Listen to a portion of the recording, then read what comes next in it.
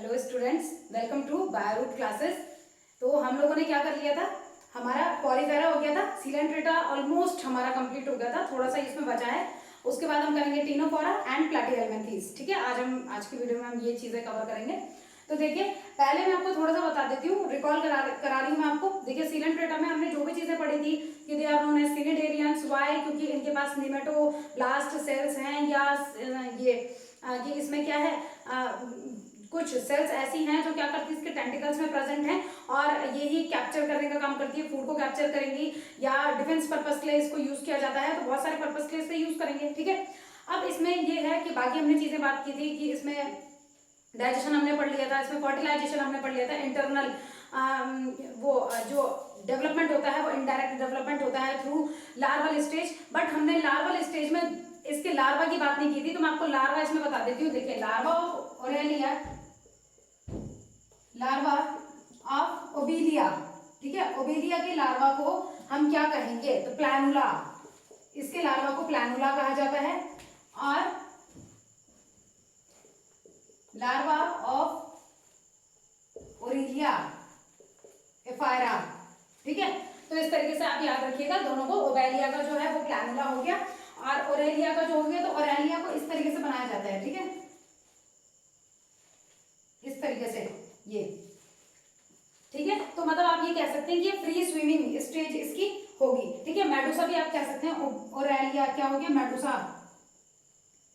Free swimming stage हो गई। बस आपको दो चीजें याद रखनी है, प्लैनुला और एफायरा। मैंने आपको पॉलीफेरा में बताया था लार्वा को क्या कहा था, पॉलीफेरा में हमने क्या कहा था उसको, दो चीजें उसमें बताई थी मैंने, दो तीन आपको बताए थे उसमें कि स्टीरियो गैस्ट्रुला भी हम उसको कह सकते हैं। ठीक है, और बाकी जो कि पैरा माइलम भी हम इसको कह सकते हैं।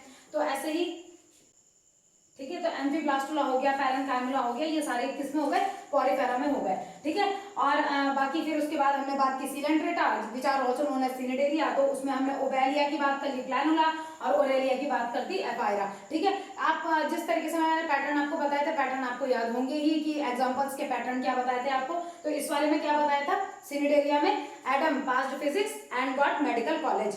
ठीक है, तो ये हो गया आपका।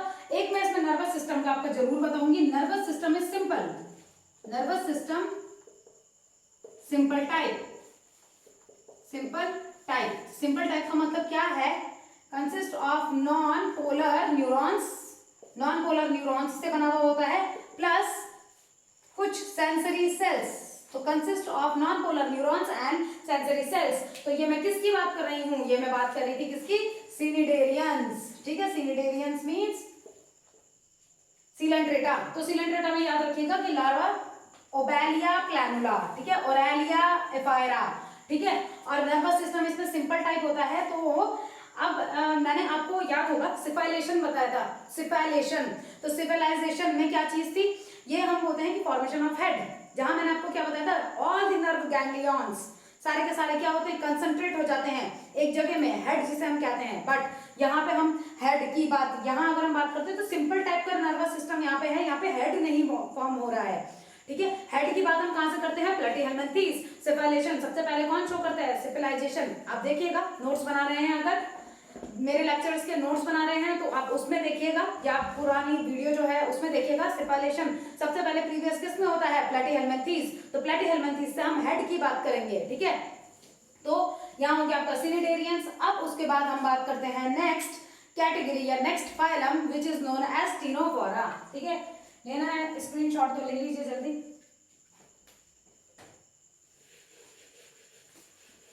अब बात करते हैं टिनोफोरा।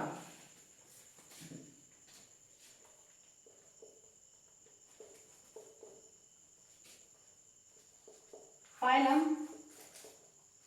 टिनोफोरा।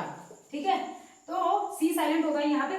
देखिए, टिनोफोरा के तो बहुत सारे नाम हैं, तो इसको हम दूसरा क्या कहेंगे, यही हम बात करते हैं सी गूसबेरीज। ठीक है,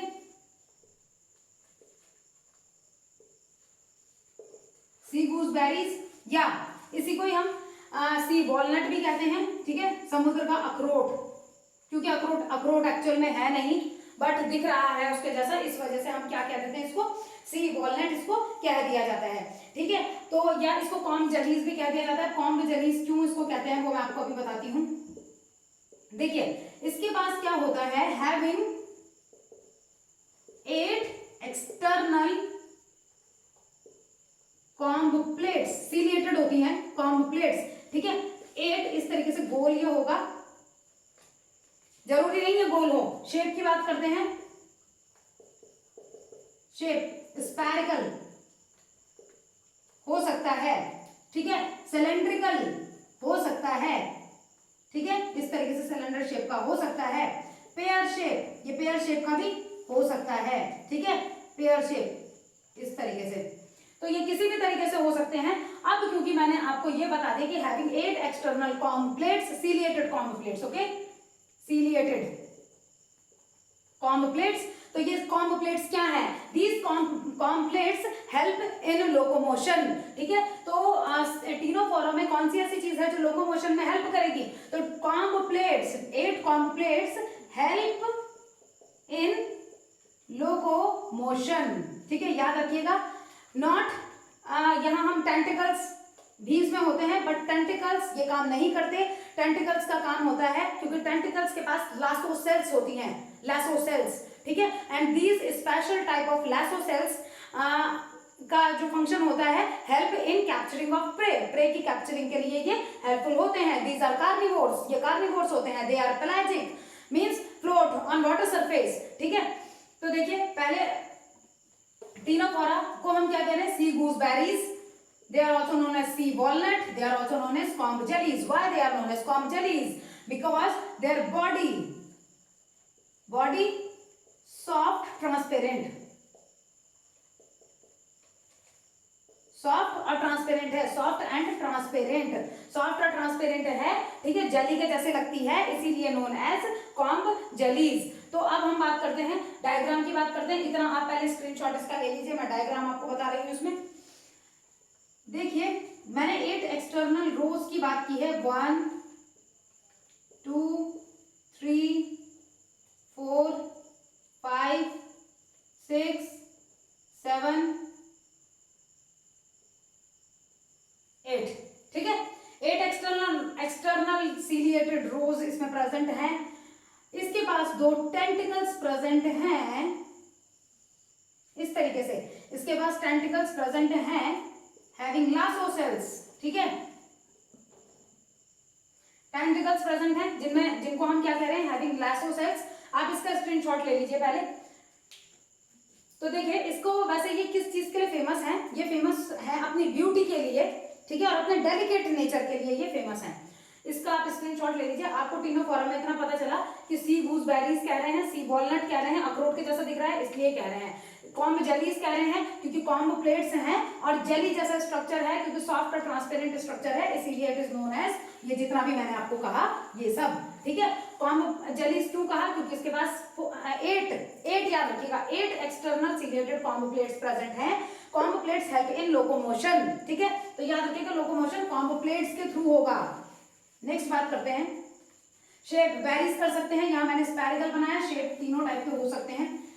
उसके बाद बात करते हैं यही हैविंग पेयर ऑफ टेंटिकल्स, ठीक है, हैविंग स्पेशल सेल डैश करके बता रही हूं, लासो या लेसो सेल्स, ठीक है। अब लेसो सेल्स का क्या काम है, मैंने आपको अभी बताया, कैप्चर प्रे, जो इसका शिकार है। अब ये शिकार को खा रहे हैं, दे आर कार्निवोर्स, ये मरी हुई चीजों को खाते हैं, ठीक है, दे आर कार्निवोर्स। लेकिन मैं इसमें बात करती हूं कि इसका नेचर कैसा है, तो नोन फॉर देयर ब्यूटी, अपनी ब्यूटी के लिए फेमस है, एंड डेलिकेट नेचर, ठीक है, अपनी ब्यूटी और डेलिकेट नेचर के लिए फेमस हैं, ठीक है। उसके बाद बात करते हैं, नेक्स्ट बात करते हैं, मतलब ये याद रखिएगा कि ब्यूटी और डेलिकेट नेचर के लिए बहुत सुंदर से ये हैं, ठीक है, और इतने मतलब ऐसे हैं कि जिस टाइम सनलाइट जब इस पे पड़ती है, या खुद लिख लीजिएगा, जब सनलाइट इस पे पड़ती है तो रेनबो के जैसे दिखते हैं। इसकी जब ये कॉम्ब प्लेट्स पे सनलाइट पड़ेगी तो ये रेनबो के जैसे दिखते हैं, तो इसीलिए हम कह सकते हैं कि ब्यूटीफुल तो ये है, ठीक है। और ये कार्निवोर्स होते हैं, but they are marine, they are mostly almost marines and pelagic. What is meant by pelagic? यानी float on water surface, water surface के ऊपर ये फ्लोट करते रहेंगे, तैरते रहेंगे, ठीक है, वाटर के सरफेस के ऊपर ये तैरते रहेंगे। फिर उसके बाद इसका एक कैरेक्टरिस्टिक फीचर होता है, दे हैव बायोल्यूमिनेसेंस प्रॉपर्टी। तो what is meant bye bioluminescent? Means which emit light, जो लाइट इमिट करते हैं। तो इसका आप स्क्रीनशॉट ले लीजिए। नेक्स्ट, ब्यूटी और डेलिकेट नेचर की हमने बात की, तो अब हम बात क्या करेंगे, आप इसका स्क्रीनशॉट ले लीजिए। पहले याद रखिएगा ये पेलाजिक है, ये मेराइन है, पेलाजिक एनसीईआरटी नहीं बताती, ये मेराइन है, एनसीईआरटी बताती है। और इसके पास लासो सेल्स हैं, एनसीईआरटी नहीं बताती, बट उसका फंक्शन होता है capturing prey. And one thing also, they are known as acnidarians. Why they are known as acnidarians? Because they lack nematoblast cells, ठीक है, इनके पास निमेटोब्लास्ट सेल्स नहीं होती हैं, इसीलिए दे आर नोन एज एसिनिडेरियंस। अपने नोटबुक में अगर आप नोट्स बना रहे हैं तो प्लीज आप इसको लिखेंगे कि they are known as acnidarians. Why?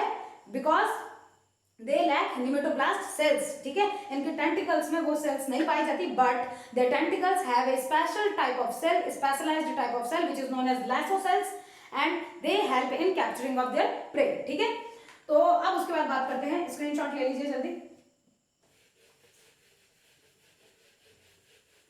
Next, they have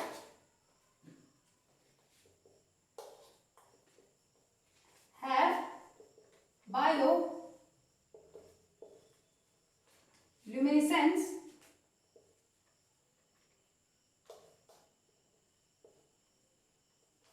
property। थोड़ा स्पेलिंग्स को आप नेग्लेक्ट कर दीजिएगा, ठीक है। तो they have bioluminescence property means है इमिट लाइट, दे इमिट लाइट, ठीक है, दे ये फ्लोरिश होते हैं या ये चमकते हैं, ये लाइट इमिट करते हैं, तो बायोल्यूमिनेसेंस प्रॉपर्टी एनसीईआरटी जिसको बताती है। तो यानी आपके याद करने के लिए ये इंपॉर्टेंट चीज हो गई, ठीक है। फिर मैं सिमेट्री की बात करती हूं, तो देखिए मैं आपको एक चीज बता दूं, एनसीईआरटी आपको रेडियल सिमेट्री बताएगी, लेकिन अगर बाय रेडियल भी आपको कहीं मिलता है तो ये भी सही है, रेडियल या बाय रेडियल सिमेट्री, ठीक है। फिर दे आर डिप्लोब्लास्टिक। डिप्लोब्लास्टिक का मतलब है टू जर्म लेयर्स, यानी वही ectoderm and mesoderm ectoderm and endoderm, and mesoderm is not differentiated, not fully differentiated. So mesoderm किस फॉर्म में होगी? मेसेनकाइम, ठीक है, मेसेनकाइमा की फॉर्म में वो होगी, ठीक है, जैसे हमने बात पॉलीफेरा में भी हमने बात की ही थी, ठीक है। तो ये हो गया।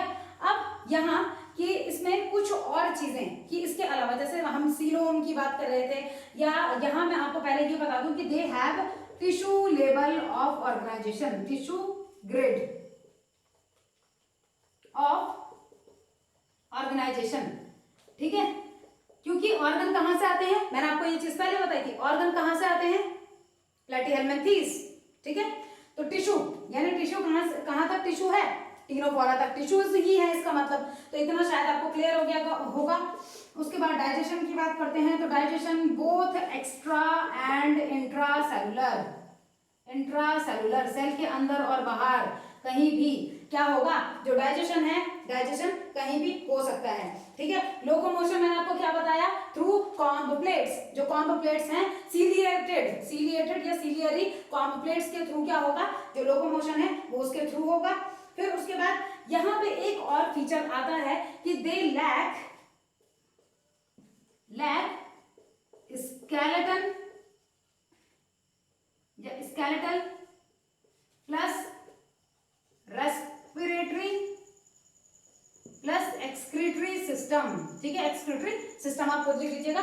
तो तीनों चीजें नहीं है ना, स्केलेटल प्रेजेंट है तभी तो बोले सॉफ्ट सा है, ठीक है, ट्रांसपेरेंट सॉफ्ट सा है, आप जेली जैसा समझ सकते हैं कि जेल बोल जेली है आपके पास, ठीक है, तो जेली जैसे समझ सकते हैं। रेस्पिरेशन ये नहीं करते हैं, एक्सक्रीशन की बात करते हैं तो एक्सक्रीशन भी इसमें एक्सक्रीटरी सिस्टम प्रेजेंट नहीं होता है, ठीक है। उसके बाद कार्निवोर्स तो ये होते ही हैं, इनके पास लॉन्ग टेंटिकल्स प्रेजेंट होते हैं, mostly they are bisexual in nature, इसका आप स्क्रीनशॉट ले लीजिए पहले, ठीक है। तो इतना याद रखिएगा कि दे आर डिप्लोब्लास्टिक। क्या क्या याद रखेंगे आप? सिमेट्री, एनसीईआरटी के अकॉर्डिंग रेडियल सिमेट्री, ये डिप्लोप्लास्टिक है, ठीक है। टिश्यूज, लेवल ऑफ ऑर्गेनाइजेशन इसमें है, डाइजेशन इसमें एक्स्ट्रा और इंट्रासेलुलर होता है। एनसीईआरटी इस चीज को नहीं बताती, बट वो गलत नहीं है, ठीक है। एनसीईआरटी नहीं बताती बस इसे। अब उसके बाद बात करते हैं next, reproduction, fertilisation and development. Development direct है या इनडायरेक्ट है, तो उसकी बात करते हैं। यहां बात करेंगे हमेशा all are bisexual in nature, bisexual तो हैं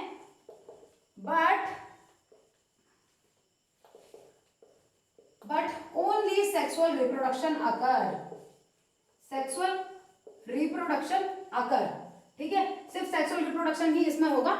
एक चीज आपको और इसमें बता देते हैं, ये पीडोजेनेसिस शो करते हैं। अब एक पीडोजेनेसिस तो होता है क्या, formation of soil, not formation of soil, formation of soil इसका फंक्शन नहीं है। पिएडोजेनेसिस, पिएडोजेनेसिस का मतलब क्या होता है कि जब ये क्या करेंगे, जब ये सेक्सुअली मैच्योर लार्वा जो होता है, sexually mature larva, not adult, sexually mature larva, वो विदाउट फर्टिलाइजेशन क्या करेगा, किसी का भी फॉर्मेशन कर देगा। यानी ये जब हमने बात की कि ये क्या है, ये याद रखिएगा कि बायसेक्सुअल है, ओनली सेक्सुअल रिप्रोडक्शन ही इसमें चलेगा। और इसके बाद ये क्या होता है, फर्टिलाइजेशन की अगर बात करते हैं तो फर्टिलाइजेशन एक्सटर्नल होगा, फर्टिलाइजेशन एक्सटर्नल, ठीक है, बॉडी के बाहर। डेवलपमेंट,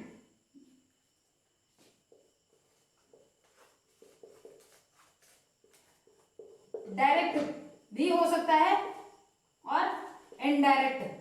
तो इनडायरेक्ट तो किसके थ्रू होगा, लार्वा, बाय लार्वा।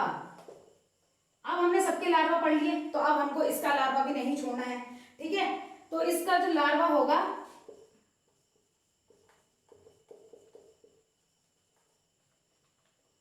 सेडिप्ड लार्वा, ठीक है। तो सेडिप्ड टाइप का लार्वा इसमें प्रेजेंट होता है। और लार्वा को याद रखिएगा कि लार्वा इसमें ये वाला है, ठीक है। फिर अब यहाँ कभी कभी इसमें डायरेक्ट डेवलपमेंट भी हो सकता है, ठीक है, लेकिन वो बहुत ही कम इसमें होगा। इनडायरेक्ट टाइप ऑफ डेवलपमेंट ज्यादा होता है, तो डायरेक्ट आपको बहुत कम ही देखने को मिलेगा। तो डायरेक्ट चाहे आप हटा भी सकते हैं, इनडायरेक्ट डेवलपमेंट होगा, वो लार्वा के थ्रू होगा। तो ये हो गया लार्वा। अब यहाँ मैंने आपको बताया, एक तो मैंने आपको पीएडोजेनेसिस बताया, एक रीजनरेशन भी इसका कैरेक्टरिस्टिक फीचर होता है। दो चीजें बता रही हूँ, रीजनरेशन, ये तो आपको पता ही है रीजनरेशन क्या होता है, एंड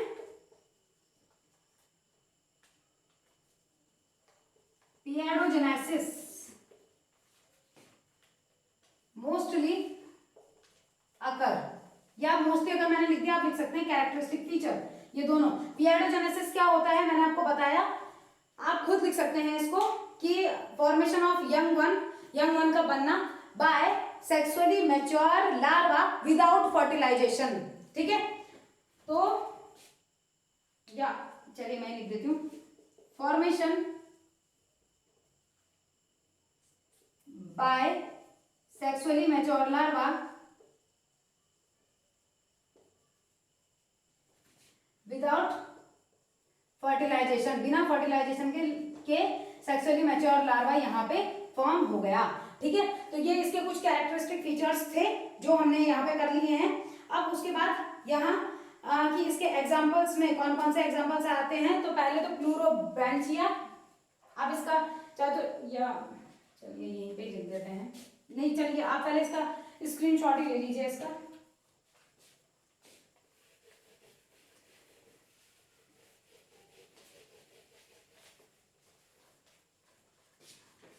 ठीक है। तो इसके एग्जांपल्स की बात करते हैं।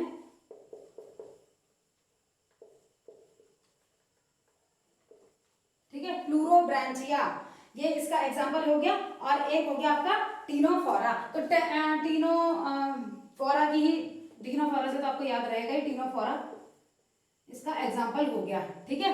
तो यहाँ मैं आपको ट्रिक नहीं बता रही हूँ क्योंकि एक तो टीनोफोरा ही हो गया, सिर्फ आपको एक ही तो याद करना है, तो आप इसको याद कर सकते हैं, ठीक है। वैसे इसमें दो तीन और भी होते हैं, बट चलिए आपका इतना ही आप याद कर लीजिए। सॉरी इसमें टीनोप्लाना कर कीजिएगा, टीनोप्लाना, ठीक है। तो यहाँ पे हो गया ये कंप्लीट, यानी टीनोफोरा यहाँ पे कंप्लीट हो गया। अब उसके बाद हम बात करेंगे प्लैटिहेल्मिन्थस। एक बार दोबारा बता रही हूँ, टीनोफोरा को हम क्या कहते हैं, ये अपनी ब्यूटी और डेलिकेट नेचर के लिए फेमस हैं। These are known as sea gooseberries इनको कहते हैं, इनको सी कॉम्ब जेलीज इनको कहेंगे, इनको सी वॉलनट इनको कहा जाता है। जेलीज क्यों कहा जाता है? क्योंकि सॉफ्ट है, विदाउट स्केलेटन, और कैसी हैं? ट्रांसपेरेंट नेचर की होती हैं। ये बायोल्यूमिनेसेंस प्रॉपर्टी शो करती हैं, चमकने वाली property. Mostly they are marine in nature, ये समुद्र में रहने वाली हैं और ऊपर फ्लोट करती हैं, ठीक है, और चमकती हैं, तो बायोल्यूमिनेसेंस प्रॉपर्टी ये शो करती हैं। अगर इसमें डाइजेशन की बात करते हैं, एक्स्ट्रा सेलुलर इंट्रासेलुलर दोनों होगा। टिश्यू लेवल ऑफ ऑर्गेनाइजेशन ये दिखाते हैं। सिमेट्री की बात करते हैं तो रेडियल या बायरेडियल सिमेट्री ये शो करते हैं, ठीक है। अगर सीलोमिक की बात करते हैं, वो मैंने आपको लिखा है नहीं, तो ए सीलोमेट ही तो होंगे, ठीक है, क्योंकि सीलोम की तो अभी हम बात कर ही नहीं रहे कुछ, तो ए सीलोमेट होंगे यहाँ पे। और क्या हो गया आपका? सिमेट्री आपकी हो गई है, और डिप्लोब्लास्टिक ये होंगे, ठीक है। और उसके साथ ही साथ बाकी इनडायरेक्ट डेवलपमेंट मोस्टली होता है, तो सिडिप्ड लार्वा इसमें प्रेजेंट होता है, ठीक है, उसके थ्रू डेवलपमेंट होगा। और बाकी ये क्या करते हैं कि इसमें बायसेक्सुअल ये होते हैं, बट बायसेक्सुअल में भी हम क्या बोलेंगे कि सिर्फ सेक्सुअल रिप्रोडक्शन ही इनमें होता है, ठीक है। और ये पियाडोजेनेसिस शो करते हैं, यानी कभी कभी जो सेक्सुअली मैच्योर लार्वा होता है वो ही क्या करता है, एक एडल्ट में या एक फॉर्मेशन कर देता है न्यू किसकी? टीनोफोरा की। एग्जांपल्स में टीनोप्लाना हो गया और प्लूरोबेंचिया हो गया, ठीक है।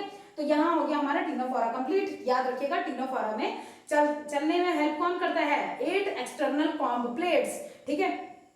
फूड को कैप्चर करने में कौन हेल्प करता है? जो 2 टेंटिकल्स हैं, और टेंटिकल्स के पास स्पेशल टाइप की सेल्स होती हैं which are known as lyso cells which help in capturing of their prey, ठीक है। और they lack nematoblast cells, so they are known as acnidarians, ठीक है, इनको एसिनिडेरियंस भी कह दिया जाता है। तो यहाँ हो गया आपका टीनोफोरा। अब उसके बाद हम बात करते हैं phylum Platyhelminthes.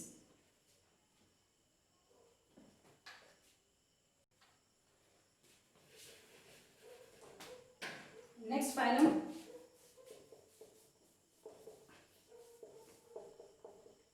Platyhelminthes.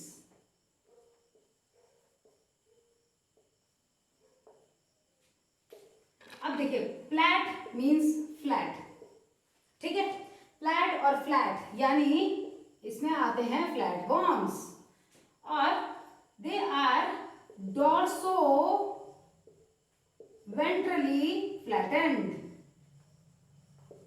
their body is dorso-ventrally flattened, ठीक है। फ्लैटफॉर्म, डॉर्सल, वेंट्रल दोनों साइड से क्या है? फ्लैट हैं, तो इसीलिए they are known as flatworm, इनको फ्लैटबॉर्न इसीलिए कह रहे हैं। अब इसमें देखते हैं कुछ इनके कैरेक्टरिस्टिक फीचर्स क्या क्या होंगे। तो यहां हम बात करते हैं, सबसे पहले सिमेट्री की बात कर लेते हैं। तो सिमेट्री यहां से बायलेटरल सिमेट्री डेवलप होती है, इंपॉर्टेंट। बायलेटरल सिमेट्री कहां से स्टार्ट हो रही है? तो प्लेटीहेल्मिन्थीज से। दूसरा, इसी में ये होते हैं एसिलोमेट, ठीक है, अभी तक ये एसिलोमेट ही चल रहे हैं, और वही जो मीसेनकाइमा जो भी हम बात करते हैं तो वो सब कुछ इसमें है। दूसरा, यहां पे अगर हम बात करें तो organ grade of organisation, organ grade of organisation यानी यहां से ऑर्गन डेवलप हो रहे हैं, तो यहां से हमको क्या क्या चीजें मिलेंगी। दूसरा, इसमें क्या चीजें प्रेजेंट होती हैं और क्या चीजें प्रेजेंट नहीं होती। तो देखिए, यहां हम बात करते हैं, इसके पास digestive system, digestive plus skeletal system absent, ठीक है। क्यों एब्सेंट है? डाइजेस्टिव सिस्टम रख के करेगा क्या? ये क्या होते हैं? मोस्टली दे आर एंडोपैरासाइट, ये एंडोपैरासाइट है, ये हमारी बॉडी के अंदर रहते हैं ज्यादातर, ठीक है। तो अगर ये हमारी बॉडी के अंदर है तो इनको खाना बनाने की जरूरत नहीं है, क्योंकि ये हमारी बॉडी से बना बनाया खाना लेते हैं, हमारी इंटेस्टाइन में प्रेजेंट हैं, और हमारे इंटेस्टाइन से डाइजेस्टेड फूड को ही ये एब्जॉर्ब कर रहे हैं, यानी दे हैव सम एब्जॉर्बिटिव या कुछ एडेसिव ऑर्गन्स होते हैं जो एब्जॉर्प्शन का काम करेंगे, ठीक है। तो मॉडिफिकेशन इनमें होता है, दे लैक डाइजेस्टिव सिस्टम। कुछ मॉडिफिकेशन मैं आपको इसमें बताती हूँ प्लेटीहेल्मिन्थीज के। They lack digestive system. The second is they have more regeneration या रिप्रोडक्टिव कैपेसिटी, कि रिप्रोडक्शन में बहुत तेजी से शो करते हैं, हाई रिप्रोडक्टिव कैपेसिटी इनकी होती है। लोकोमोटरी ऑर्गन्स आर एब्सेंट, क्योंकि इनको हमारे इंटेस्टाइन में, तो है इंटेस्टाइन में ही रहना पड़ेगा, उसी में ही ये रहेंगे। तो यहाँ पे एक और क्या हो गया कि लोकोमोशन इसमें एब्सेंट होगा, लोकोमोशन एब्सेंट, ठीक है। डाइजेस्टिव सिस्टम क्यों एब्सेंट है, तो आप इसका स्क्रीनशॉट ले लीजिए प्लीज। अब देखिए डाइजेस्टिव सिस्टम, ये याद रखिएगा कि बायलैटरल सिमेट्री यहां से स्टार्ट हो रही है, ऑर्गन भी यहां से स्टार्ट हो रहे हैं, ठीक है। अब उसके बाद कि डाइजेस्टिव सिस्टम एब्सेंट है, तो यहां मोस्टली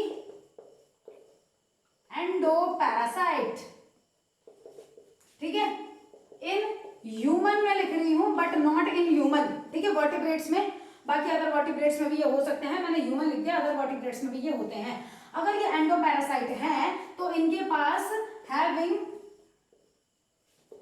सम एडहेसिव ऑर्गन्स, चिपकने के लिए कुछ ऑर्गन्स होते हैं, example hooks and suckers, hooks और सकर्स होते हैं, जिनकी वजह से ये क्या करते हैं, इनकी वजह से ये हमारी स्मॉल इंटेस्टाइन में बहुत अच्छे से धंस जाते हैं और बहुत अच्छे से स्टिक कर जाते हैं, अटैच हो जाते हैं कि उनको निकालना मुश्किल हो जाता है, ठीक है।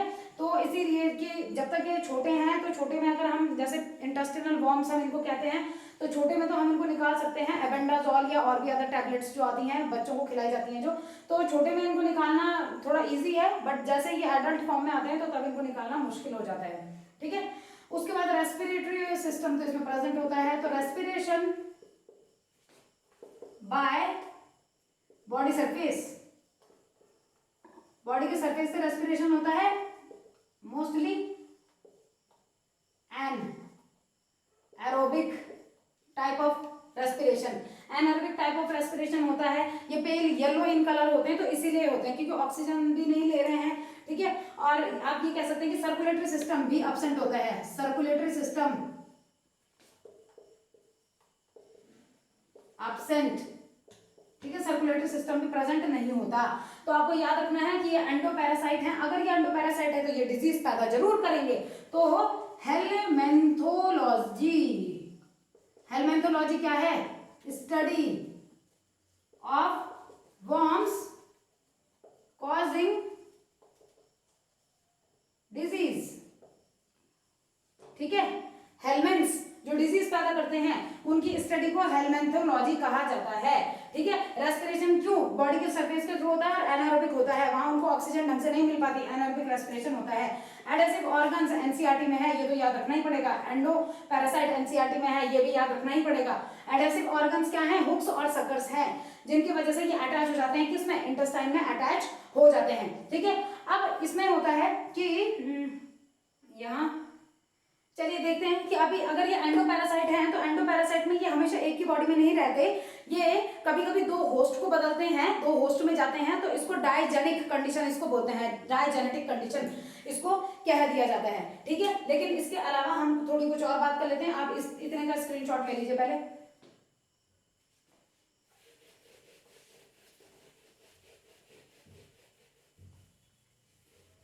नेक्स्ट अगर यही हम बात करते हैं कि इनके पास कैसे होते हैं, हैविंग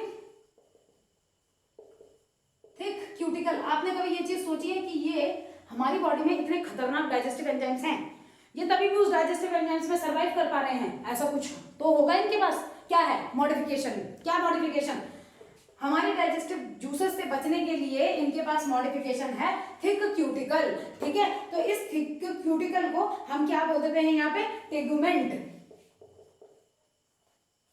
दे हैव टेगुमेंट्स, ठीक है, टेगुमेंट्स। और इसके वजह से क्या होगा, which protect them from our digestive juices, क्योंकि इंटेस्टाइन में भी तो जूसेस हैं, डाइजेस्टिव जूसेस से बचाने का काम कर रहा है कौन, थिक क्यूटिकल। एक और मॉडिफिकेशन आपको पता चला, मॉडिफिकेशन क्या क्या थे, ये लूज कर देते हैं अपने सेंस ऑर्गन, बेकार के जो सेंस ऑर्गन है उनको, या बहुत सारे अदर ऑर्गन्स को, या अदर जो सिस्टम जो भी हैं ऑर्गन्स, इनको जैसे क्या क्या बताया कि डाइजेस्टिव सिस्टम को इसने लूज कर दिया, और उसके साथ साथ सर्कुलेटरी सिस्टम, स्केलेटन सिस्टम, ये सब कुछ। लेकिन क्या क्या गेन किया, एडेसिव ऑर्गन्स यानी हुक्स एंड सकर्स इन्होंने गेन किए हैं, और इन्होंने हाई रिप्रोडक्टिव कैपेसिटी इन्होंने जनरेट गेन की है, और इसके साथ साथ इन्होंने थिक क्यूटिकल अपने बाहर बना लिया है। तो थिक क्यूटिकल यानी टेगुमेंट बना लिया है, ताकि ये हमारे इंटेस्टाइन के डाइजेस्टिव जूसेस से क्या हो सके, ये आराम से बच सके।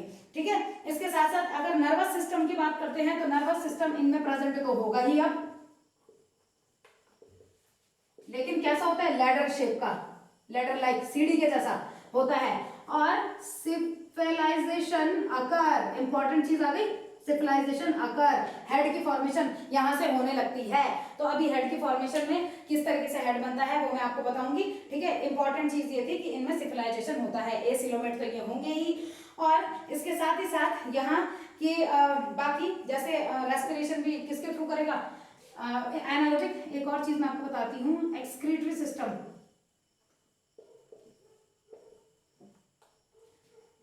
एक्सक्रीटरी सिस्टम में इसमें पाई जाती है प्रोटोनेफ्रिडिया या बाय प्रोटोनेफ्रिडिया या flame cells, NCERT flame cells को बताती है। ठीक है, कि फ्लेम सेल्स के थ्रू क्या होता है, इसमें एक्सक्रीशन फ्लेम सेल्स के थ्रू होता है। तो यहाँ पे ये चीज याद रखिएगा कि फ्लेम सेल्स का ही दूसरा नाम सोलेनोसाइट्स भी है। ठीक है, तो यहाँ पे हम क्या बोलते हैं, सोलेनोसाइट्स भी यहाँ पे हम इसको कह सकते हैं। तो यहाँ पे एक्सक्रीशन होता है और इसके साथ ही साथ ये क्या करता है, एक्सक्रीशन का भी काम करेगा। फ्लेम सेल्स का एक और काम होता है, ऑस्मो रेगुलेशन की बात करेंगे। ऑस्मो रेगुलेशन क्या है, किडनी हमारी बॉडी में भी तो ऑस्मो रेगुलेशन का काम कर रही है, वाटर को रेगुलेट करा रही है ना। तो वैसे यहाँ पे जब ये एक्सक्रीशन का काम कर रहा है तो वाटर को रेगुलेट भी करा रहा होगा। तो सोलेनोसाइट सेल्स या फ्लेम सेल्स या protonephridia help in osmo regulation, ये चीज याद रखिएगा, ऑस्मो रेगुलेशन। ठीक है, अभी तक हमने इसमें क्या क्या चीजें पढ़ी वो मैं बता देती हूँ, क्योंकि अब हमारे पास इसमें बहुत ज्यादा नहीं है। सीधे अब हम आएंगे इसमें कि किस तरीके से इसमें फर्टिलाइजेशन किस तरीके से होता है। तो ये बाइसेक्सुअल होते हैं और रिप्रोडक्शन इसमें थोड़ा सा डेवलप्ड रिप्रोडक्टिव सिस्टम इनमें प्रेजेंट होता है, क्योंकि मैंने आपको बताया कि रिप्रोडक्शन ये बहुत ज्यादा करेगा। ठीक है, तो देखिए मैंने आपको क्या क्या बताया। इसके पास एडेसिव ऑर्गन्स होते हैं, हुप्स और सकर्स। इसके पास इंटेस्टाइनल जूसेस से बचने के लिए इसके पास थिक क्यूटिकल होती है जिसको टेगुमेंट कहा जाता है। नर्वस सिस्टम तो आपने इससे पहले ही पढ़ लिया, सीलेंट्रेटा से ही स्टार्ट है, सिंपल नर्वस सिस्टम। तो यहाँ तो अच्छा खासा नर्वस सिस्टम बनेगा, यहाँ तो हेड भी बन जाएगा। ठीक है, सिविलाइजेशन भी हो जाएगा। तो नर्वस सिस्टम लेडर लाइक होता है, यहाँ पे एक्सक्रीशन यहाँ पे प्रोटोनेफ्रिडिया या फ्लेम सेल्स या सेलेनोसाइट्स के थ्रू होता है, जो कि क्या करता है, इसमें ऑस्मो रेगुलेशन कराता है। ये कैसे होता है, बायलेटरल सिमेट्री यहाँ से स्टार्ट होती है, ऑर्गन लेवल यहाँ से स्टार्ट होता है, ये एसिलोमेट होते हैं। ठीक है, और ये mostly they are endoparasitic in nature. तो इनको हेलमेंथोलॉजी भी हम कह सकते हैं, जहाँ पे हम ऐसे वॉर्म्स की बात करते हैं जो हमारी बॉडी में पैरासिटिक वॉर्म्स, ठीक है, वहां मैंने पैरासिटिक नहीं लिखा था, पैरासिटिक भी लिख लीजिएगा उसको, पैरासिटिक वॉर्म्स जो हमारे अंदर इन्फेक्शन क्रिएट करते हैं। ठीक है, तो आई थिंक इतना आपको क्लियर हो गया होगा, इतना कोई ज्यादा वो है नहीं। और प्लेटी हेलमेंथ, फ्लैट एंड फ्लैट यानी डॉर्सोवेंट्रली फ्लैट एंड जिनकी बॉडी होती है। ठीक है, तो आई थिंक इतना आपके लिए क्लियर हो गया होगा इतना। रेस्पिरेशन की बात करते हैं तो एनारोबिक रेस्पिरेशन इनमें होता है, जो कि बॉडी के सरफेस के थ्रू ही हो जाता है। ठीक है, इसका स्क्रीनशॉट लेना है तो इसका स्क्रीनशॉट लीजिए। अब इसमें थोड़ा सा ही हमारा है बच रखा।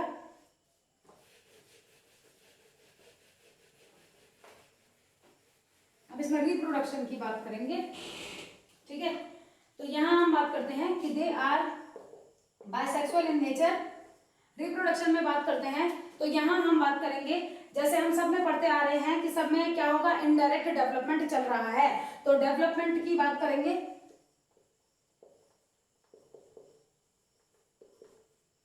डेवलपमेंट यहाँ पे डेवलपमेंट कैसा होगा। ठीक है, और ये बाइसेक्सुअल इन नेचर के हैं। रिप्रोडक्शन की बात करते हैं तो रिप्रोडक्टिव ऑर्गन्स वेल डेवलप्ड। ठीक है, well developed and complex, well developed है एंड कॉम्प्लेक्स। और में हमने ये चीज नहीं देखी थी, क्यों, क्योंकि मैंने आपको क्या बोला, क्योंकि इनके पास हैविंग हाई रिप्रोडक्टिव कैपेसिटी।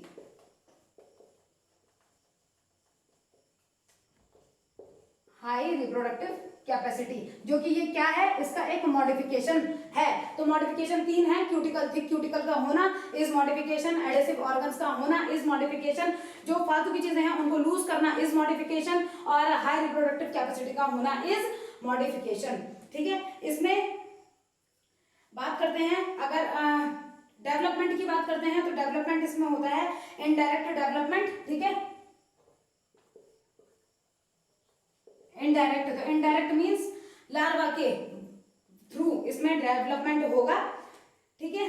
और यहाँ अब हम बात करते हैं जैसे कि जो वो है प्लानेरिया है, तो प्लानेरिया यहाँ पे क्या करता है, ये हाई रिजेनरेशन कैपेसिटी रखता है। एनसीईआरटी इस चीज को बताती है, याद रखिएगा। प्लानेरिया, ठीक है, हैव हाई रीजनरेशन कैपेसिटी, इनके पास हाई रीजनरेशन कैपेसिटी होती है।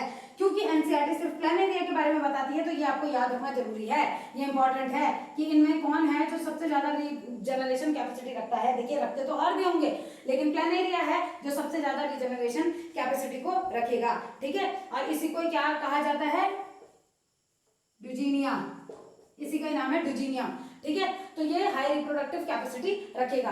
अब प्लानेरिया में कैसे होता है मैं आपको ये बताती हूँ, थोड़ा सा इसका डायग्राम इस तरीके से ये होता है, ठीक है। यहाँ आई स्पॉट इसमें प्रेजेंट होते हैं, बल्कि ये कहा जाता है कि आइस का जो इवोल्यूशन होता है था वो इवोल्यूशन ये देखा गया कि प्लानेरिया से ही स्टार्ट हुआ। पहले यहाँ आई स्पॉट प्रेजेंट थे जो सिर्फ लाइट को डिटेक्ट कराने का काम करते थे, ठीक है, यानी किसी चीज को देखने का काम नहीं करते थे, सिर्फ लाइट को सेंस करने का काम करते थे। लेकिन उसके बाद देखा गया कि जब इन्होंने इसी आई स्पॉट को ज्यादा यूज करना शुरू किया तो यही फिर आगे जाके किस में कन्वर्ट होने लगे, आइस में कन्वर्ट होने लगे। तो जो अभी हमारे कॉम्प्लेक्स आइस है, ये आइस कैसी हैं, ये मतलब यहीं से ही इवोल्यूशन हुआ होगा, ये माना जाता है, ठीक है। इसका माउथ यहाँ पे होता है, ये है इसका माउथ, माउथ यहाँ पे होता है इसका, ठीक है। और यहाँ हो गए इसके जो गोनेट्स वगैरह जो भी प्रेजेंट होते हैं वो इधर प्रेजेंट होते हैं, यहाँ प्रेजेंट होंगे इधर, ठीक है। तो ये हो गया।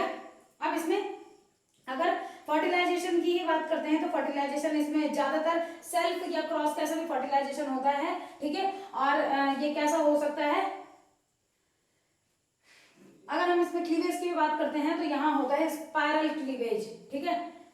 आप इसको यहीं पे कर देती हूँ, मैं यहीं पे लिख देती हूँ क्लीवेज। बाकी सब में जितने भी थे अगर किसी में छूट भी गया हो तो इससे पहले सब में होलोब्लास्टिक क्लीवेज होता है, ठीक है। तो उन सब में होलोब्लास्टिक करेंगे आप, शुरू के जो 3 हैं। और यहाँ क्लीवेज होता है स्पाइरल क्लीवेज, ठीक है। फर्टिलाइजेशन की बात करते हैं तो फर्टिलाइजेशन यहाँ पे दोनों तरीके से हो सकता है, यहाँ पे सेल्फ भी हो सकता है और क्रॉस भी हो सकता है, ठीक है। दोनों टाइप का फर्टिलाइजेशन यहाँ पे होगा, ठीक है। तो और फर्टिलाइजेशन चाहे सेल्फ हो चाहे क्रॉस हो, दोनों के दोनों इंटरनल होंगे। इसको आप खुद ही लिख लीजिएगा, यहाँ पे थोड़ा स्पेस नहीं है। तो इंटरनल फर्टिलाइजेशन, ठीक है, इंटरनल होगा। ये हो गया, इसका स्क्रीनशॉट ले लीजिएगा। मैं थोड़ा सा आपको इसमें बता रही हूँ, टीनिया सोलेनम, टीनिया सैगिगेटा, ठीक है। तो ये जितने भी बाकी स्पीशीज इसकी हैं, फैसियोला हेपाटिका, लेकिन मैं आपको एनसीईआरटी का पहले एग्जांपल बता रही हूँ, उसकी ट्रिक बता रही हूँ कि कैसे आपको याद रखना है। इसका स्क्रीनशॉट ले लीजिए प्लीज।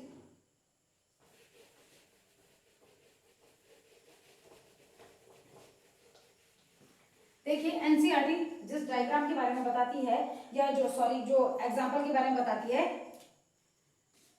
उसका ट्रिक है take fashionable plate, take fashionable plate, ये है ट्रिक याद करने की। एग्जांपल्स हैं ये, ठीक है। अब टेक से बात करते हैं, टेपॉम, ठीक है, टीनिया, टीनिया सोलेनम होता है, टीनिया सैगिगेटा होता है। तो मैं टीनिया लिख देती हूँ। फैशनेबल से फैसियोला हेपाटिका, हेपाटिका यानी लीवर, हेपाटिक लीवर, ठीक है। तो इसको हम क्या बोलते हैं, लीवर फ्लूक। ये क्या करता है, लीवर कैंसर जो होता है, कैंसर तो नहीं बोल सकते बट लीवर सिरोसिस ये प्रोड्यूस करता है। प्लेट से हो गया प्लेटीहेल्मिन्थीस के ये एग्जांपल थे, ठीक है। बट क्योंकि ये तो कम है आपके पास, ये ज्यादा नहीं है। अब इसके जैसे प्लानेरिया इसमें नहीं था, टीनिया की 2 स्पीशीज अलग अलग इसमें नहीं है, बट ट्रिक आपकी यही है। तो ट्रिक आपको इस तरीके से इसमें याद रखनी है, ठीक है। अब उसमें बात करते हैं सबसे पहले फैसियोला हेपाटिका की बात कर लेते हैं, ठीक है। तो लीवर फ्लूक तो ये हो ही कि आपको पता है कि ये लीवर फ्लूक होता है। इसमें मैं आपको ये बता देती हूँ कि 2 चीजें ये शो करते हैं, यानी डायजेनेटिक साइकिल इनमें होती है।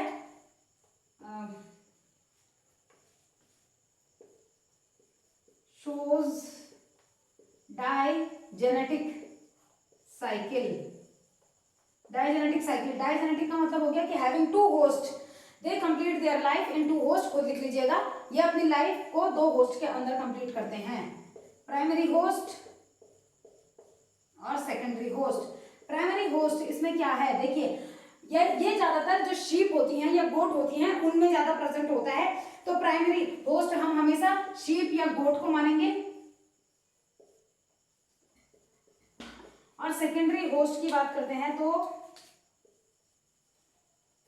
गार्डन स्नेल, शंख का कीड़ा होता है वो, तो वो हमेशा सेकेंडरी होस्ट है। तो डायजेनेटिक का मतलब क्या है, those organism which complete their life cycle into host are known as digenetic. ठीक है, फर्स्ट होस्ट क्या है, शीप या गोट है, और सेकेंडरी होस्ट क्या है, गार्डन स्नेल है। ठीक है, तो आई थिंक इतना इसमें क्लियर होगा फैसियोला हेपेटिका में। और ये होता कैसे, इस तरीके से होता है ये, अगर आप इसका डायग्राम देखें तो इस तरीके से होता है ये। ठीक है, इस तरीके से होता है ये। नेक्स्ट बात करते हैं, इसका स्क्रीनशॉट ले लीजिए प्लीज, ये याद रखिएगा ट्रिक। ठीक है, नेक्स्ट बात करते हैं Taenia solium which is known as pork worm. जो पॉर्क खाते हैं, कैसा, कच्चा पॉर्क या मतलब ढंग से पका हुआ अनकुक्ड पॉर्क या नॉट फुली कुक्ड पॉर्क जो खाते हैं उनको क्या होता है, ये हो जाएगा। नेक्स्ट इज टीनिया सोलियम और टीनिया सैगिनाटा।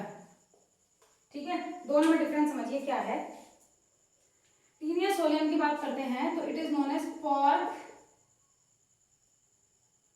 टेपवर्म। ठीक है, ये पॉर्क टेपवर्म है, ये बीफ टेपवर्म है। तो ये भी डायजेनेटिक और ये भी डायजेनेटिक, यानी दो दो होस्ट होंगे। यहां प्राइमरी होस्ट होगा मैन और सेकेंडरी होस्ट होगा पॉर्क। किसको बोलते हैं पॉर्क, किसके मीट को बोलते हैं, पिग। यहां प्राइमरी होस्ट होगा मैन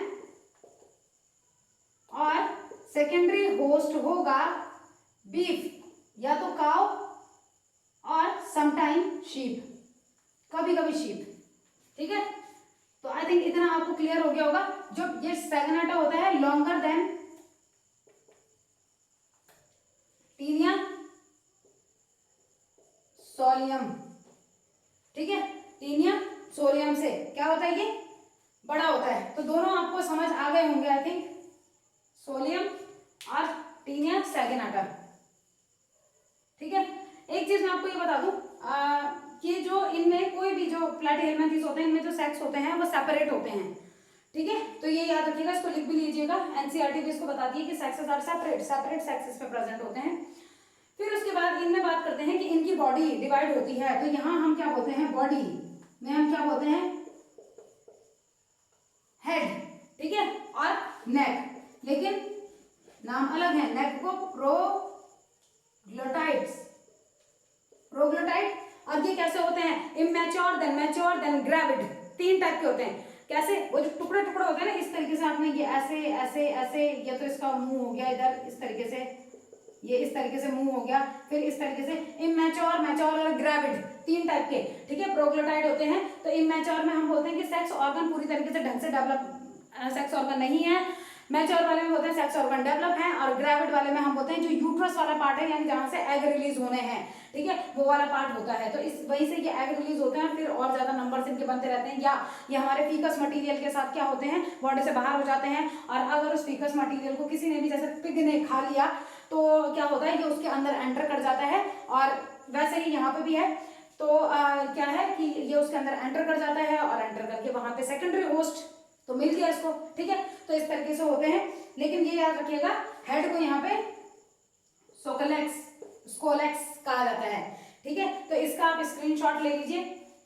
और एक चीज मैं आपको इसमें और बता देती हूँ, इतने का पहले स्क्रीनशॉट ले लीजिए। टीनिया सोलियम याद रखिएगा टेपवर्म है, और सैगिनाटा जो है वो हो गया बीफ टेपवर्म। ठीक है, ये पॉर्क वाला है और वो बीफ वाला है, ठीक है। और इसी में एक और होता है कि हमारे इंटेस्टाइन में इन दोनों में से कौन पाया जाता है, या कौन है जो सबसे छोटा होता है और हमारी बॉडी में पाया जाता है, इसका स्क्रीनशॉट ले लीजिए, वो मैं आपको बता रही हूँ।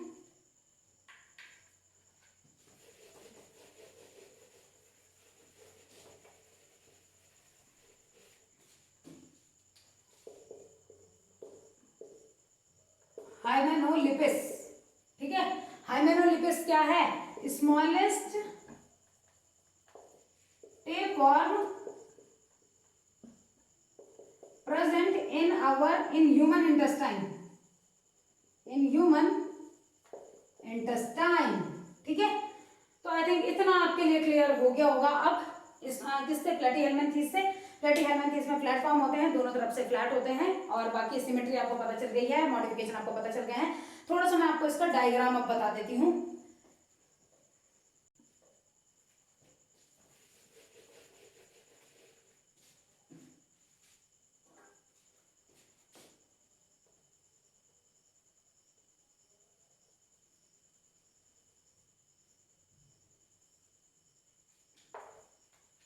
देखिए, ये हो गया रोस्टिलम, ये हो गया हुक्स,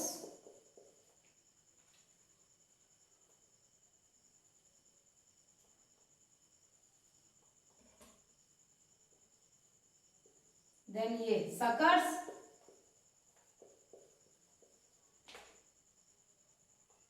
ये हो गया नेक,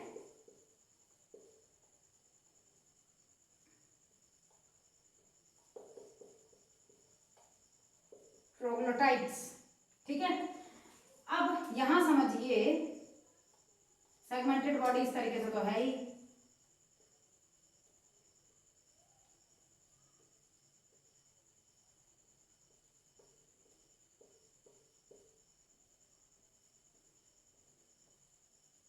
देखिए ट्रोग्लोटाइट की बात की, ये तो मैं अभी इसी तरीके से बता रही हूँ आपको। वैसे ये बहुत कैसे होते हैं, चौड़े से होते हैं, और अभी जगह भी नहीं है वहां पे, तो इस तरीके से आपको ऐसे ही बता रही हूँ मैं। तो यहाँ आप समझिए, देखिए ये वाले जो होते हैं इनको हम क्या बोलते हैं, थोड़ी देर वेट कीजिए। देखिए ट्रोग्लोटाइट में मैंने आपको सबसे पहले इमेच्योर प्रोग्लोटाइट, देन ये हो गया मैच्योर प्रोग्लोटाइड, और जो ये वाले हैं दे आर ग्रेविड प्रोग्लोटाइड्स। अब प्रोग्लोटाइड्स का मैंने क्या फंक्शन बताया आपको, तो मैंने आपको ये चीज कही कि ये क्या करते हैं, जो इमेच्योर वाले होते हैं यहाँ सेक्स ऑर्गन वेल डेवलप्ड नहीं होते, जो मैच्योर है वहाँ सेक्स ऑर्गन वेल डेवलप्ड है, और यहाँ पे जो यूट्रस है वो एग के साथ मतलब उसको रिप्रेजेंट ये करेगा, ठीक है। तो ये हो गया आपका, ये हो गया आपके हुक्स हो गए, और ये हो गए सकर्स, ठीक है। तो मतलब यहाँ आपका ये वाला जो हो गया, ये हो गया सकर्स और हुक्स। तो इस तरीके से इसका अरेंजमेंट होता है। अब क्या होता है, जैसे बड़े में जब ये बड़े हो जाता है इंटेस्टाइन में, हमने दवाई खाई तो इस तरीके से टूट टूट के निकलते हैं, बट ये पूरे नहीं निकल पाते। छोटे में क्योंकि इनके हुक्स और सकर्स ज्यादा डेवलप्ड नहीं होते, तो आराम से ये निकाल दिए जाते हैं, ठीक है। तो ये क्या बनाया, ये जिसका जो स्ट्रक्चर बनाया है, ये किस चीज का स्ट्रक्चर बनाया है, ये टैपवर्म का स्ट्रक्चर है, ठीक है, स्ट्रक्चर ऑफ टैपवर्म। तो आज के लिए इतना ही। आपको कुछ भी समझ नहीं आता तो प्लीज आप कमेंट बॉक्स में कमेंट कर सकते हैं, और आज के लिए इतना ही रखते हैं। तो थैंक यू सो मच।